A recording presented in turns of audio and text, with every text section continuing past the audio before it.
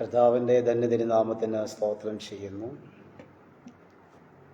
വിശേഷിച്ച് rose family Facebook ചാനലിലൂടെ വിശുദ്ധ തിരുവെഴുത്തുമായി നിങ്ങളെ അഭിസംബോധന ചെയ്യുവാൻ സർവശക്തനായ ദൈവം നൽകിയ നല്ല അവസരത്തെ ഓർത്ത് ദൈവത്തിന് സ്തോത്രം ചെയ്യുന്നു. എൻ്റെ പിൻപിൽ അധ്വാനം ചെയ്യുന്ന ബഹുമാനിരായ ദൈവദാസിദാസന്മാർക്ക് ക്രിസ്തുയേശുവിൻ്റെ നാമത്തിൽ വന്ദനം പറയുന്നു. കർത്താവ് നമ്മെ ധാരാളം ഐശ്വര്യമായി അനുഗ്രഹിക്കട്ടെ എന്ന് വളരെ ആത്മാർത്ഥമായി പ്രാർത്ഥിക്കുകയാണ്. ഈ കാലഘട്ടങ്ങളിൽ ദൈവവചനത്തിൻ്റെ പ്രാധാന്യത വളരെ വ്യക്തമായി തിരിച്ചറിഞ്ഞുകൊണ്ട് തന്നാലാവോളം വചനം മനുഷ്യ മനസാക്ഷികൾക്കകത്തേക്ക്, മനുഷ്യ ഹൃദയങ്ങൾക്കകത്തേക്ക് പകർന്നു നൽകണമെന്നുള്ളതായ ആഗ്രഹവും ആശയോടും കൂടി ഇതിൻ്റെ പിൻപിൽ കഠിനാധ്വാനം ചെയ്യുന്ന കർത്താവിൽ ബഹുമാനീയ ദേവദാസി പ്രിയ റോസ്ലി ആൻറ്റിയോടുള്ള പ്രത്യേകമായ നന്ദിയും സ്നേഹവും കടപ്പാടും അറിയിക്കുകയാണ്. വിശുദ്ധ തിരുവെഴുത്ത് നമ്മൾ വായിക്കുമ്പോൾ ഈ പ്രവചനത്തിലെ വാക്കുകൾ വായിച്ചു കേൾപ്പിക്കുന്നവനും അത് കേൾക്കുന്നവരും അവൻ പ്രമാണിക്കുന്നവരും ഭാഗ്യവാൻ എന്നാണ് ദൈവവചനം നമ്മെ പഠിപ്പിക്കുന്നത്.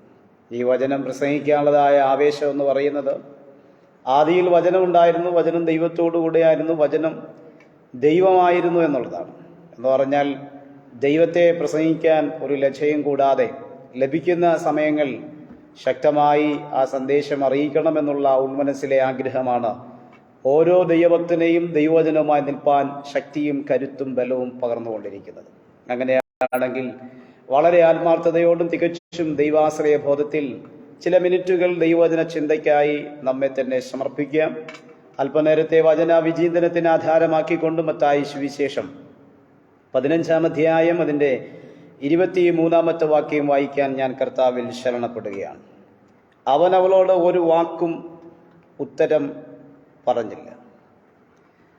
നാം ഒരുപാട് തവണ വായിച്ചിട്ടുള്ള, ചിന്തിച്ചിട്ടുള്ള ഒരു വാക്യശകലമാണ് ഇന്ന് നമ്മൾ ചിന്തയ്ക്ക് ആധാരമായി വായിച്ചിട്ടുള്ളത്. 21-ാമത്തെ വാക്യം മുതൽ വായിക്കുമ്പോൾ, സോർ സീദോൻ എന്ന പ്രദേശത്തിലേക്ക് വാങ്ങിപ്പോയി കർത്താവായ യേശു ക്രിസ്തു.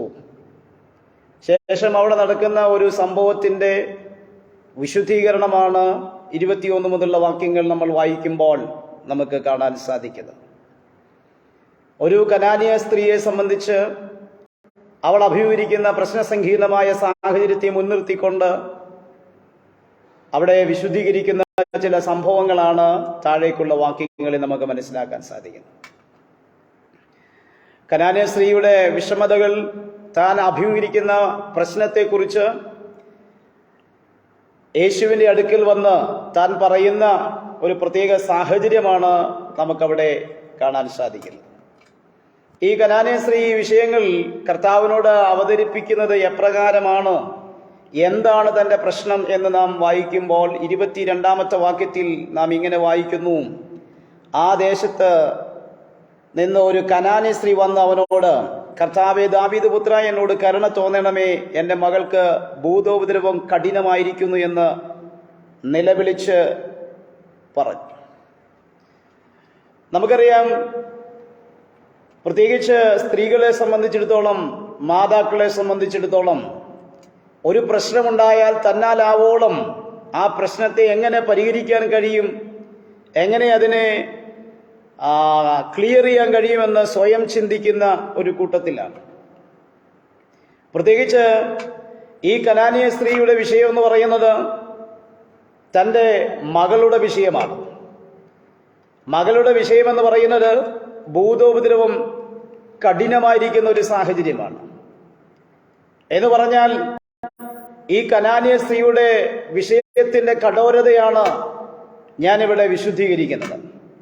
കാരണം ഭൂതോപദ്രവം കഠിനമായിരിക്കുന്ന ഒരു പ്രത്യേക സാഹചര്യം എന്ന് പറഞ്ഞാൽ, ഇന്നലകളിലേക്കൊന്ന് പിറകിലേക്ക് പോകുമ്പോൾ, ഈ സാഹചര്യം ഉണ്ടായ സമയങ്ങളിൽ തനിക്ക് കഴിയുന്ന വിധത്തിൽ ആ വിഷയത്തെ പരിഹരിക്കാൻ താൻ ശ്രമിച്ചു.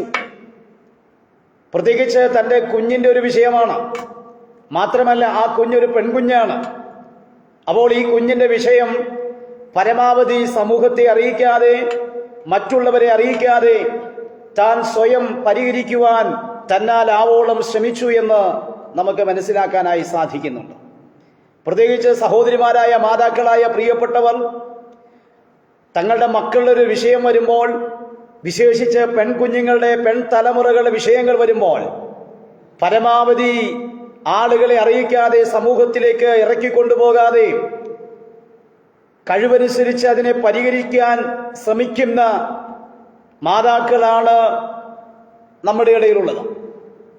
ഇവിടെ കനാന്യ സ്ത്രീയെ സംബന്ധിച്ചിടത്തോളം തൻ്റെ വ്യക്തിപരമായ ജീവിതത്തിൽ ആ വിധത്തിൽ താൻ പരിശ്രമിച്ചിട്ടുണ്ട് എന്നുള്ളത് അവിടെ എഴുതിയിട്ടില്ലെങ്കിൽ പോലും അനുമാനങ്ങളിലൂടെ നമുക്ക് മനസ്സിലാക്കാൻ സാധിക്കുന്നുണ്ട്. കാരണം എന്താണ്? അത്രമാത്രം തന്നെ കൊണ്ട് കഴിയാത്ത, തനിക്ക് പരിഹരിക്കാൻ കഴിയില്ല എന്നൊരു സാഹചര്യം തൻ്റെ വ്യക്തിപരമായ ജീവിതത്തിൽ വന്നപ്പോൾ മാത്രമാണ് ഈ വിഷയവുമായി യേശുവിൻ്റെ അടുക്കലേക്ക് വരുന്നത്.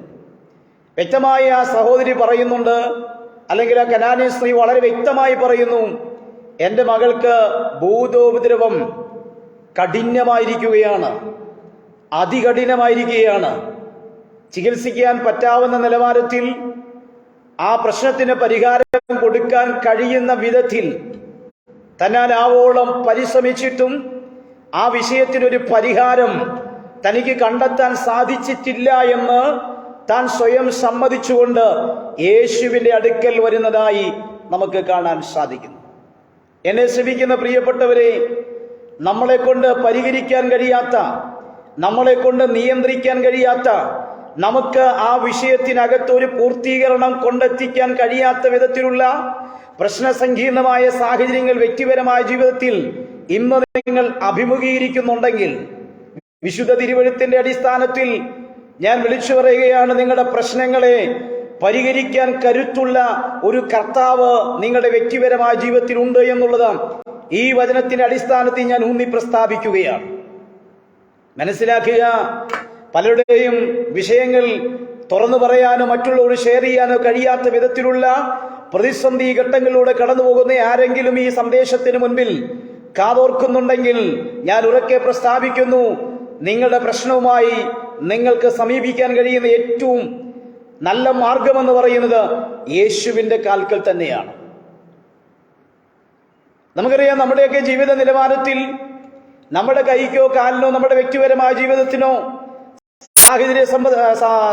സാഹചര്യങ്ങൾക്കൊക്കെ ഏതെങ്കിലും വിധത്തിലുള്ള പ്രശ്നങ്ങളോ പ്രതിസന്ധികളോ വന്നാൽ നമ്മൾ അതിനെ പരിഹരിക്കുവാനും അതിജീവിക്കുവാനും ശക്തരാണ്. പക്ഷേ നമ്മുടെ തലമുറയെ തൊടുന്ന, നമ്മുടെ മക്കളെ തൊടുന്ന, നമ്മുടെ മക്കൾക്കൊരു വേദന ഉണ്ടാക്കുന്ന ഒരു സാഹചര്യം നമ്മുടെ ജീവിതത്തിൽ ഉണ്ടായാൽ നമ്മൾ തീർത്തും അസ്വസ്ഥരാണ്. നമ്മൾ ഒരുപാട് സങ്കടപ്പെടുവാനിടയായിത്തീരും, നമ്മൾ ഒരുപാട് ഭാരപ്പെടുവാനിടയായിത്തീരും. ഇതേ വിഷയത്തിന് മുൻപിൽ തന്നെയാണ് ഈ കനാന്യ സ്ത്രീ വന്നു ചേർന്ന് നിൽക്കുന്നത്. തന്റെ വിഷയം എന്ന് പറയുന്നത് തന്റെ തലമുറയുടെ വിഷയമാണ്. ആ തലമുറയുടെ വിഷയം തനിക്ക് പരിഹരിക്കാൻ പറ്റാത്ത വിധത്തിലുള്ളതാണ്. മറ്റു പലയിടങ്ങളിൽ പോയിട്ടും ആ പ്രശ്നത്തിന് പരിഹാരം കണ്ടെത്താൻ കഴിയാതെ വന്നപ്പോൾ കർത്താവായ യേശുവിന്റെ കാൽക്കൽ അവൾ കരഞ്ഞുകൊണ്ട് യേശുവിന്റെ അടുക്കൽ വരികയാണ്. വന്നിട്ട് പറയുന്നു, എൻ്റെ മകൾക്ക് ഭൂതോപദ്രവം അതികഠിനമായിരിക്കുകയാണ് എന്ന് താൻ യേശുവിനോട് പറയുന്നതായി നമുക്ക് കാണാൻ സാധിക്കും. ഇവിടെ ഈ വചനം നമ്മൾ വിശുദ്ധമായി ഒന്ന് വിശദീകരിച്ച് പഠിക്കുകയാണെങ്കിൽ കനാന്യ സ്ത്രീ ചെയ്യുന്ന ഒരു 3 വിധ കാര്യങ്ങൾ നമുക്ക് കാണാൻ സാധിക്കുന്നുണ്ട്. നമ്മളെല്ലാവരും പ്രാർത്ഥിക്കുന്നത് പോലെ ആവശ്യങ്ങൾ അങ്ങനെ പ്രസ്താവിക്കുകയായിരുന്നില്ല ഈ കനാന്യ സ്ത്രീ ഇവിടെ ചെയ്യുന്നത്. തന്റെ ആവശ്യങ്ങൾ അതുപോലെ തന്നെ സമർത്ഥിക്കുന്ന ഒരു അനുഭവത്തിനുടമയായിരുന്നില്ല. നമുക്കറിയാം, നമ്മുടെ ആവശ്യങ്ങൾ വരുമ്പോൾ നമ്മൾ ഏറ്റവും ആദ്യം മറ്റൊന്നും നോക്കാതെ ആവശ്യങ്ങൾ ആദ്യം പറയുന്ന ഒരു മാനസിക മനോഭാവത്തിനുടമകളാണ് നാം എല്ലാവരും. പക്ഷേ ഈ കനാന്യ സ്ത്രീയുടെ ആ അപേക്ഷയുടെ രീതി ഒന്ന് കാണണം. തന്റെ പ്രാർത്ഥനയുടെ ഭാഗം നോക്കിക്കേ. ഒന്നാമതായി, കർത്താവേ. താൻ പ്രാർത്ഥിച്ച് തന്റെ വിഷയം പറയുന്നതിന് മുമ്പ് താൻ ആദ്യം വിളിക്കുന്ന വിളിപ്പേരാണ് കർത്താവേ എന്ന് വിളിച്ചുകൊണ്ട്. നോക്കിക്കേ, എത്ര നല്ലൊരു മാതൃകാപരമായ ഒരു പ്രാർത്ഥന ജീവിതത്തിനുടമയാണ് ഈ കനാന്യ സ്ത്രീ. ആദ്യമായി അവൾ വിളിക്കുന്നു കർത്താവേ എന്ന വാക്കിന്റെ അർത്ഥം കർത്തൃത്വം നടത്തുന്നവൻ എന്നാണ്. തനിക്ക് മനസ്സിലായി തന്റെ ജീവിതത്തിന്റെ സമസ്ത മേഖലയിലും ചുക്കാൻ പിടിക്കാൻ കരുത്തുള്ളവനാണ് കർത്താവെന്ന് തിരിച്ചറിഞ്ഞുകൊണ്ട് താൻ ആ കർത്തൃത്വം അംഗീകരിച്ചുകൊണ്ടുള്ള ഒരു നിലവിളിയാണ് താൻ തുടങ്ങുന്നത്. രണ്ടാമത് പറയുന്നത് ദാവീദിന്റെ പുത്ര. ഒന്ന് താൻ വിളിക്കുന്നു കർത്താവ്, രണ്ടാമത് താൻ വിളിക്കുന്നു ദാവീദിന്റെ പുത്രൻ. ആരാണ് ദാവീദിന്റെ പുത്രൻ? ദാവീദ് പുത്ര എന്ന ഒരു വിളിപ്പേര് വരുമ്പോൾ നമ്മുടെ ഉള്ളിനകത്തേക്ക് ഓടി വരുന്ന ചിന്തയുണ്ട്, ദാവീദ് ആരാണ്? ദാവീദ് ഇസ്രായേലിലെ രണ്ടാമത്തെ രാജാവായിരുന്നു എന്ന് പറഞ്ഞാൽ യേശുക്രിസ്തുവിനെ കുറിച്ച് താൻ അഭിസംബോധന ചെയ്യുന്നു. യേശുവേ നീ കർത്താവാണ്. രണ്ടാമത് പറയുന്നു നീ ദാവീദിന്റെ പുത്രൻ, അർത്ഥാൽ നീ രാജാവിന്റെ പുത്രനാണ് എന്ന് പറഞ്ഞാൽ യേശുവിന്റെ രാജത്വം അംഗീകരിച്ചുകൊണ്ടാണ് താൻ പ്രാർത്ഥിക്കുന്നത്. മൂന്നാമത് അവൻ പറയുന്നു, മൂന്നാമത് കനാന്യ സ്ത്രീ ഊന്നി പ്രസ്താവിക്കുകയാണ്, എന്നോട് കരുണ തോന്നണമേ. യേശു കർത്താവിന്റെ ദിവ്യ സ്വഭാവത്തിൽപ്പെട്ട ഒരു വിശേഷണ ഗുണമാണ് കരുണയുള്ളവൻ, കരുണ എന്നുള്ളതാണ്. അവൾ പറയുന്നു നീ കർത്താവാണ്, നീ രാജാവാണ്, അപ്പോൾ തന്നെ നീ കരുണയുള്ളവൻ കൂടിയാണ്. നോക്കിക്കേ, കനാന്യ സ്ത്രീയുടെ പ്രാർത്ഥനയുടെ അടുക്കിറ്റ പ്രാർത്ഥനയാണ്. ഒന്ന്, യേശുവിന്റെ കർത്തൃത്വം അംഗീകരിച്ചുകൊണ്ട്. രണ്ട്, അവന്റെ രാജത്വം അംഗീകരിച്ചുകൊണ്ട്. മൂന്നാമത് അവൾ പ്രാർത്ഥിക്കുന്നത് ആ യേശുക്രിസ്തുവിന്റെ കരുണയെ മനസ്സിലാക്കിക്കൊണ്ട് അവൻ കരുണയുള്ള ദൈവമാണ്. ഇന്ന് ഈ സന്ദേശം കേൾക്കുന്ന ദൈവവൈദ്യനെ പ്രാർത്ഥനാ മുറിയിലേക്ക് കയറുമ്പോൾ പ്രാർത്ഥിക്കേണ്ട വാചകങ്ങൾ പറയുന്നതിന് മുമ്പ്, നമ്മുടെ ആവശ്യങ്ങൾ ഉന്നയിക്കുന്നതിന് മുമ്പ്, ഉറച്ച് പ്രസ്താവിക്കുന്നതിന് മുമ്പ് നമുക്ക് പറയാൻ കഴിയുന്ന, ഉച്ചരിക്കാൻ കഴിയുന്ന നല്ലൊരു പാഠമാണ് ഈ കനാന്യ സ്ത്രീ നമുക്ക് തരുന്നത്. ഒന്നാമതായി നാം അംഗീകരിക്കണം യേശു കർത്താവാണ്. രണ്ടാമത് നാം അംഗീകരിക്കണം യേശു രാജാവാണ്. മൂന്നാമതായി നാം അംഗീകരിക്കണം യേശു കരുണയുള്ളവനാണ്. ആ കനാന്യ സ്ത്രീ ഒന്നാമത് യേശുവിന്റെ അടുക്കൽ വന്ന് പ്രാർത്ഥിക്കാനിടയായി തീർന്നു. തന്റെ ആവശ്യങ്ങൾ പറയാനിടയായി. രണ്ടാമത് എന്താണ് ചെയ്തത്? അതിന്റെ 25-ാമത്തെ വാക്യത്തെ നാം എങ്ങനെയാണ് വായിക്കുന്നത്? അവനെ നമസ്കരിച്ചു എന്ന് കാണാൻ സാധിക്കുന്നു. ഒന്ന്, പ്രാർത്ഥിക്കുന്നു.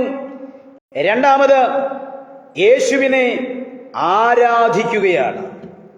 മൂന്നാമത് ഒടുവിലെ ഭാഗത്തിലേക്ക് വരുമ്പോൾ അവൾ യേശുവിനെ വിശ്വസിക്കുകയാണ്.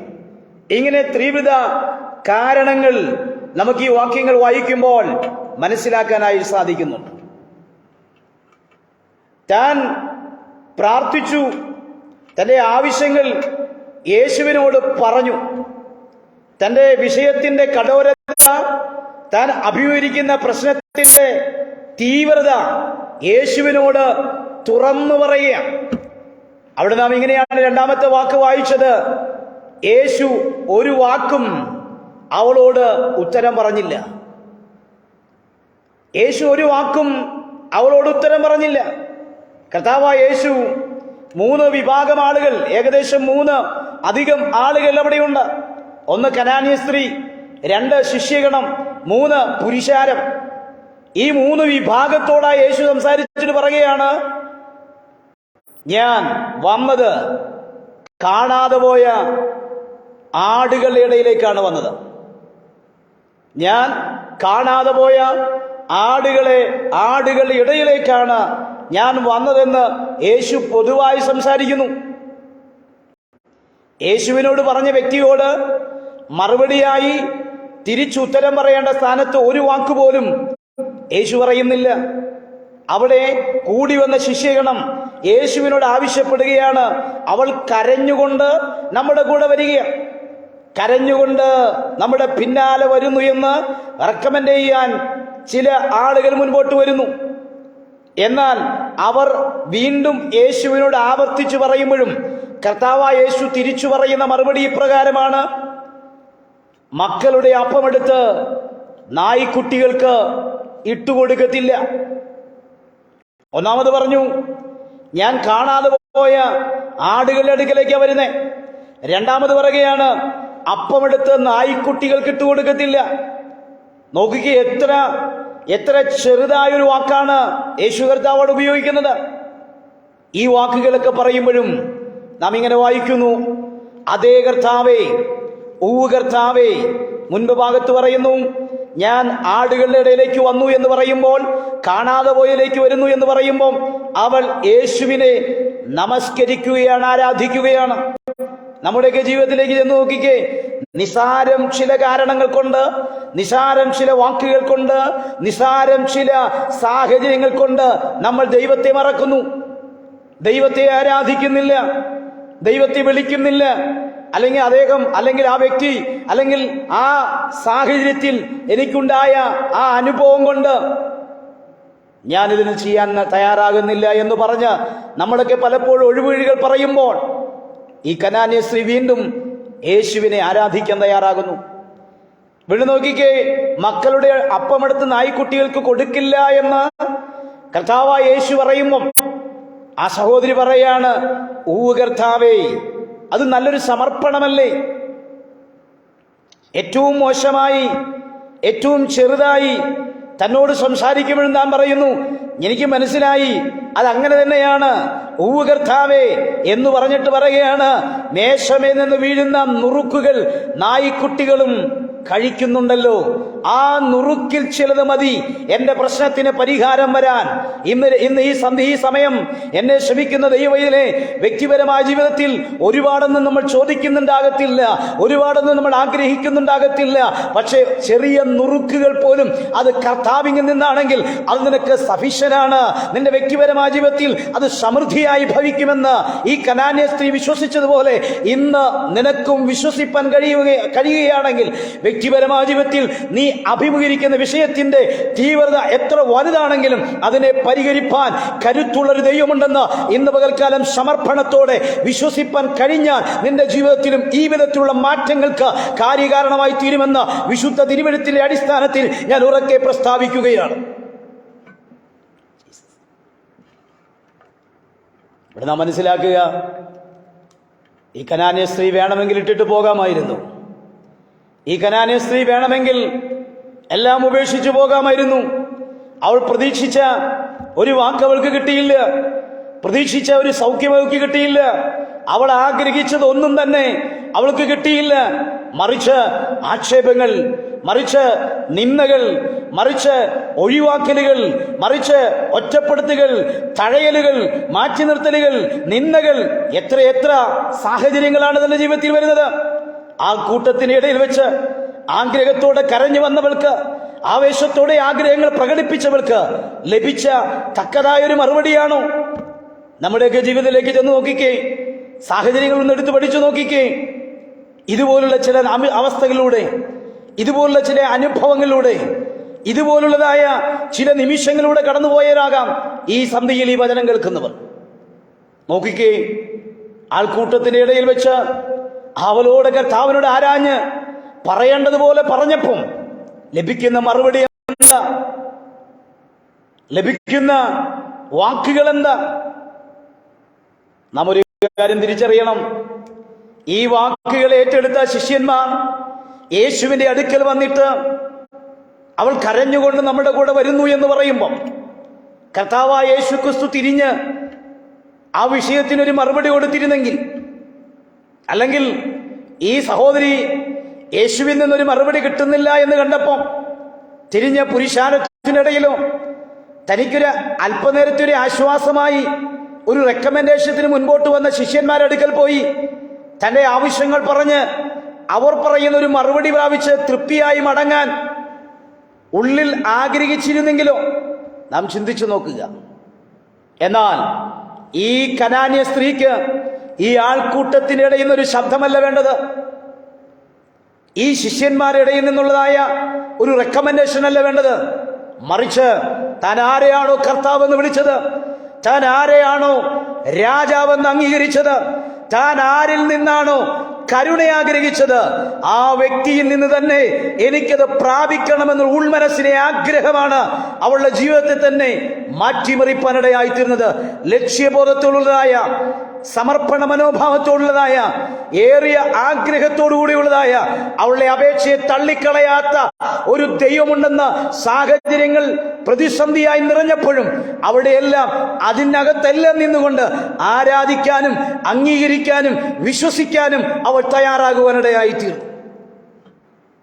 ചോദ്യം ഇതാണ്: എന്തുകൊണ്ടാണ് യേശു ക്രിസ്തു ഒരു വാക്കും അവളോട് സംസാരിക്കാതിരുന്നത്? എൻ്റെ പ്രസംഗത്തിൻ്റെ പ്രസക്തമായ ഭാഗം ഇതാണ്. മറ്റു ഭാഗങ്ങളെല്ലാം ഞാനൊന്ന് വിശദീകരിച്ചു പറഞ്ഞു എന്ന് മാത്രമേ ഉള്ളൂ. എന്തുകൊണ്ടാണ് യേശു ക്രിസ്തു ഒരു വാക്കുപോലും പറയാതിരുന്നത്? ഒരു വാക്കുപോലും യേശു എന്താ പറയാതിരുന്നത്? ന്യായമായി നമ്മുടെയൊക്കെ ഉള്ളിൽ ചോദിക്കുന്ന ഒരു ചോദ്യമാണ്.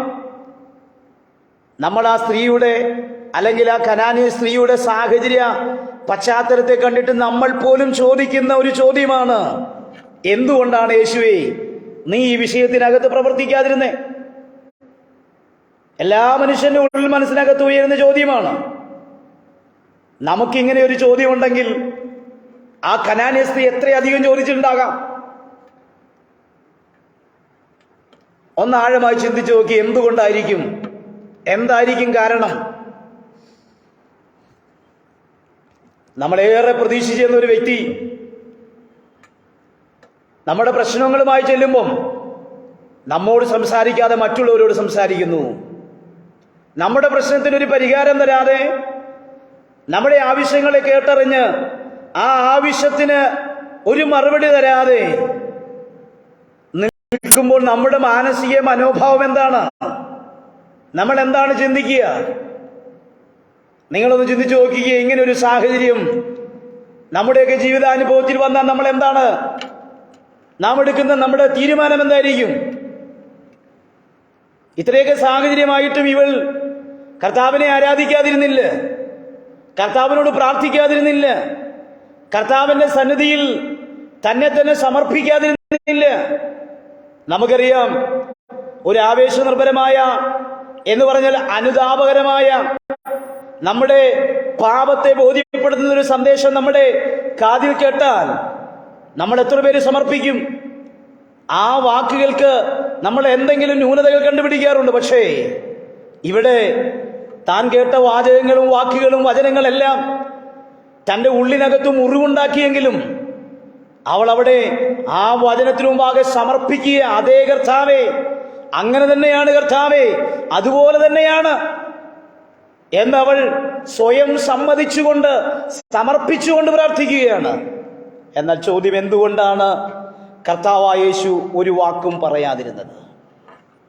എനിക്ക് കിട്ടിയ ഉത്തരവെന്ന് പറയുന്നത്, ആ വാക്യത്തിന്റെ ഒടുവിലത്തെ വാക്ക് ഇങ്ങനെയാണ് വായിക്കുന്നത്. യേശു പറയുകയാണ്, യേശു തിരിഞ്ഞ് അവളോട് എന്ന പദത്തോടുകൂടിയാണ് ഒടുവിലേക്ക് വരുമ്പോൾ കാണാൻ സാധിക്കുന്നത്. അവളോട് സംസാരിക്കുക. അതുവരെ യേശു അവളോടൊന്നും പറഞ്ഞില്ല. അവളോട് പറയുകയാണ്, നിന്റെ വിശ്വാസം വലിയതാണ്. അപ്പൊ യേശു എന്തുകൊണ്ട് ഒന്നും മിണ്ടാത്തതെന്ന ചോദ്യത്തിന് മറുപടിയായി വിശുദ്ധ തിരുവെഴുത്ത് പറയുന്നത് ഇതാണ്: യേശുവിന് അറിയണം അവളുടെ വിശ്വാസത്തിന്റെ വലിപ്പം. യേശുവിന് ഈ സഹോദരിയുടെ അകത്ത് എത്രമാത്രം വിശ്വാസമുണ്ടെന്ന് തിരിച്ചറിയണം. യേശു പറയുകയാണ്, നിന്റെ വിശ്വാസം വലിയതാണ്. പലപ്പോഴും സാഹചര്യങ്ങളുടെ നടുവിൽ, പ്രശ്നങ്ങളുടെ നടുവിൽ, പ്രതിസന്ധിയുടെ നടുവിൽ നാം എടുക്കുന്ന വിശ്വാസം എപ്രകാരമാണ്? ഈ കാലഘട്ടങ്ങളിലേക്ക് തിരിഞ്ഞു നോക്കുമ്പോൾ പ്രതിസന്ധിയും പ്രശ്നങ്ങളും ജീവിതത്തിന്മേലെ ആഞ്ഞടിച്ചപ്പോൾ തടുത്തു നിൽക്കാൻ കഴിയാത്ത നിലവാരത്തിൽ, പ്രതിസന്ധിയുടെ കൂറ്റൻ കൊടുങ്കാറ്റ് ജീവിതത്തിന്റെ നിലവാരത്തിലേക്ക് വന്ന് ആഞ്ഞടിച്ചപ്പോ വിശ്വാസക്കപ്പൽ തകർന്നുപോയ ഒരുപാട് ആളുകൾ ഇന്ന് ചൂണ്ടിപ്പറയാൻ നമ്മുടെ ഈ കാലഘട്ടങ്ങളിലുണ്ട്. പ്രതിസന്ധിയുടെ തിരമാലകൾ ജീവിതമായ പടകിന് നേരെ ഓളങ്ങളായി തിരമാലകളായി ആഞ്ഞടിച്ചപ്പോ വിശ്വാസത്തെ വിട്ടൊഴിഞ്ഞ്, വിശ്വാസത്തെ കാറ്റിൽ പറത്തി, വിശ്വാസത്തെ ത്യജിച്ച്, വിശ്വാസത്തെ അവഗണിച്ചുകൊണ്ട് ഓടിമറഞ്ഞ ഒരുപാട് ആളുകൾ ഇന്ന് നമുക്ക് കാണാനും കേൾക്കാനും സാധിക്കും. പക്ഷേ നാം തിരിച്ചറിയണം, വിശ്വാസത്തിന് വേണ്ടി വില കൊടുത്ത വിശ്വാസ വീരന്മാരുടെ പട്ടിക എബ്രായ ലേഖനം 11-ാം അധ്യായത്തിൽ വളരെ വ്യക്തമായ അപ്പോസ്തലനായ പൗലോസ് വിശുദ്ധീകരിച്ചെഴുതുമ്പോൾ ഓരോരുത്തരെ കുറിച്ചും പറയുന്ന പദങ്ങൾ വളരെ ശ്രദ്ധേയമാണ്. വിശ്വാസത്താൽ അവർ രാജ്യങ്ങളെ പിടിച്ചടക്കി, വിശ്വാസത്താൽ അവർ തീയുടെ ബലം കെടുത്തി, വിശ്വാസത്താൽ അവർ വളർന്നു, വിശ്വാസത്താൽ പലതും ചെയ്തു എന്ന് വിശുദ്ധ തിരുവെഴുത്തിൽ അവലേഖനം ചെയ്യപ്പെട്ടിരിക്കുന്നതായി നമുക്ക് കാണാൻ സാധിക്കുന്നുണ്ട്. നാം തിരിച്ചറിയണം, ഈ കനാന്യ സ്ത്രീയുടെ വ്യക്തിപരമായ ജീവിതത്തിൽ അവഗണനകൾ, ഒറ്റപ്പെടുത്തലുകൾ, പരാജയങ്ങൾ, പരിമിതികൾ ജീവിതത്തിൽ വന്നപ്പോൾ വേണമെങ്കിൽ യേശുവിൽ നിന്നുള്ള വിശ്വാസം വിട്ട് അവൾക്ക് മറ്റേതെങ്കിലും മേഖലയിലേക്ക് പോകാമായിരുന്നു. പക്ഷേ അവൾക്ക് യേശുവിൽ ഉണ്ടായിരുന്ന വിശ്വാസത്തിന്റെ വലിപ്പം എത്രമാത്രമെന്നറിയാൻ വേണ്ടി കർത്താവായ യേശു ക്രിസ്തു ഒരു വാക്കുപോലും പറയാതെ മൗനമായി നിൽക്കുകയാണ്. ഇന്നെന്നെ കേൾക്കുന്ന ദൈവവൈദ്യരെ, ഞാനും നിങ്ങളും എത്രമാത്രം നമ്മുടെ കർത്താവിനെ വിശ്വസിക്കുന്നു എന്നറിയാൻ വേണ്ടി ചിലപ്പോഴൊക്കെ നമ്മുടെ പ്രാണപ്രിയനായ കർത്താവായ യേശു ചില വിഷയത്തിനകത്ത് മൗനത കാണിക്കും എന്നുള്ളത് ഈ വിശുദ്ധ വചനത്തിന്റെ അടിസ്ഥാനത്തിൽ ഞാൻ നിങ്ങളെ പ്രബോധിപ്പിക്കുകയാണ്. രണ്ടാമത്തെ കാര്യം, അവിടെ ഇങ്ങനെ വായിക്കുന്നു, സ്ത്രീയെ, നിന്റെ വിശ്വാസം വലിയത് എന്ന് പറഞ്ഞ് അവസാനിപ്പിക്കാതെ കർത്താവായ യേശു പറയുന്നു, നിന്റെ ഇഷ്ടം പോലെ ഭവിക്കട്ടെ എന്നുള്ളതാണ്. നോക്കിക്കേ, ഒന്ന്, അവളുടെ വിശ്വാസത്തിന്റെ വലിപ്പം അറിയണം. രണ്ടാമത്, എന്തുകൊണ്ടാണ് യേശു ഒരു വാക്കും പറയാതിരുന്നത്? അവളുടെ ഇഷ്ടം നടക്കാൻ വേണ്ടിയിട്ടാണ്. നമുക്കറിയാം, നമ്മളൊക്കെ പ്രാർത്ഥിക്കുന്നതും ദൈവത്തോട് അപേക്ഷിക്കുന്നതും ദൈവമേ നിന്റെ ഇഷ്ടം പോലെ നടക്കണമെന്നാണ്. എന്നാൽ ഇവിടെ കർത്താവായ യേശു ഈ കനാന്യ സ്ത്രീയോട് പറയുകയാണ്, നിന്റെ ഇഷ്ടം പോലെ നടക്കട്ടെ. കനാന്യ സ്ത്രീയുടെ ഇഷ്ടങ്ങൾ തന്റെ പ്രാർത്ഥനയിൽ മുഴുവനായി എഴുതിയിട്ടില്ല. കനാന്യ സ്ത്രീയുടെ ഇഷ്ടങ്ങൾ യേശുവിനോട് മുഴുവനായി പറഞ്ഞിട്ടില്ല. കനാന്യ സ്ത്രീയുടെ ഇഷ്ടങ്ങൾ പുരുഷാരത്തോട് മുഴുവൻ പറയാൻ സാധിക്കുന്നില്ല, പുരുഷാരത്തോട് മുഴുവൻ പറയാൻ സാധിക്കുന്നില്ല, ശിഷ്യന്മാരോട് മുഴുവൻ പറയാൻ സാധിക്കുന്നില്ല, സ്വന്തം ബന്ധങ്ങളോട് മുഴുവൻ പറയാൻ സാധിക്കുന്നില്ല. അവിടെയാണ് കർത്താവായ യേശു പറയുന്നത്, നിന്റെ ഇഷ്ടം പോലെ ഭവിക്കട്ടെ. ഇവിടെ യേശുവിനോട് അവൾ ഒരേ ഒരു ഇഷ്ടമാണ് പറഞ്ഞത്, എന്റെ മകൾക്ക് സൗഖ്യം വേണം, അതാണ് അവളുടെ ഇഷ്ടം. എന്നാൽ കർത്താവായ യേശു ക്രിസ്തു ഓർക്ക് കൊടുക്കുന്ന മറുപടി എന്ന് പറയുന്നത് കേവലം ഒരു സൗഖ്യം മാത്രമല്ല, നിന്റെ ഉള്ളിൽ ഏതൊക്കെ ഇഷ്ടങ്ങളുണ്ടോ ആ ഇഷ്ടങ്ങളെല്ലാം അതുപോലെ നടക്കട്ടെ എന്നാണ്.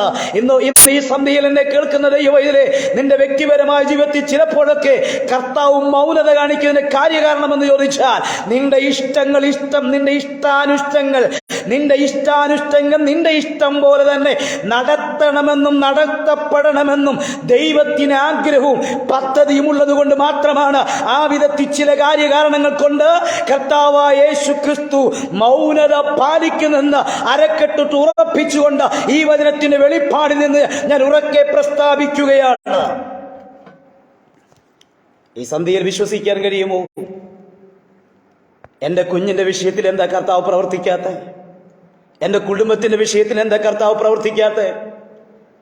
എന്റെ വ്യക്തിപരമായ വിഷയത്തിൽ എന്താ കർത്താവ് പ്രവർത്തിക്കാത്ത?